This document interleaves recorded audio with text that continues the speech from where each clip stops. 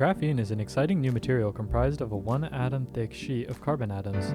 Its potential is large, but researchers are still working to learn how it can be used. Professor Oscar Mena of the UCSD Nanoengineering Department is one such researcher. Graphene is currently manufactured in a way that leads to it being sandwiched between a copper foil and a layer of polymethyl methacrylate, known as PMMA, both with thicknesses on the scale of hundreds of nanometers. To apply graphene to a PCB for testing, the copper needs to be dissolved. The stack needs to be placed into a bath of ammonium persulfate to dissolve the copper, and then cleaned with deionized water. The current process for doing so is known as fishing. Using a glass slide, lab workers carefully try to scoop the stack between baths, as shown here with the copper foil. The fragility of the graphene, which is only one atom thick, leads to a high failure rate. This project aims to automate the process to both eliminate the high human error rate, as well as allow lab workers to leave the graphene unattended during a process which normally requires hours of attention. To start, the user simply plugs the device into their computer and opens a serial terminal, like PuTTY.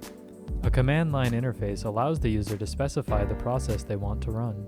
For a more granular tuning of the procedure, the source code includes an easily editable list of parameters to be configured. Once the software is running, the substrate needs to be loaded into the basket, and the basket into the tank. The design is modular, allowing for any number of baskets to be used for the desired number of simultaneous graphene transfers. The baskets are printed on campus in the makerspace at the Design and Innovation Building. These resin printers allow for an extremely fine level of detail, with layer heights as low as 0.025 millimeters. By printing on campus, the basket designs can be remodeled and remanufactured for any size of substrate. Finally, the graphene can be placed into the basket and the process begins. Throughout the process, a conductivity probe monitors the solution and prints values for later analysis. By saving the console output, data can be imported into Python or MATLAB scripts as desired.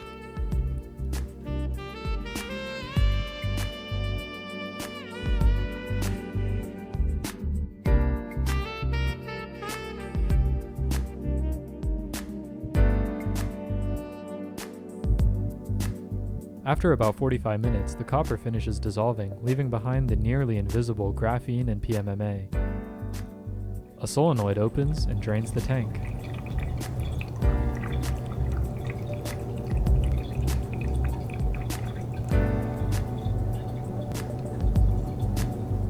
After which, deionized water can be pumped back in to cleanse the graphene up until the perfect level to make sure it never floats out of the basket. These baths are repeated, all while the conductivity probe continues measuring. Once it's determined that a bath has a conductivity of under 50 microsiemens per centimeter, the cleaning process is considered finished. After one final drain, the graphene now has to dry. The result after 24 hours? Clean graphene layers, adhered onto a substrate with no cracks, tears, or creases.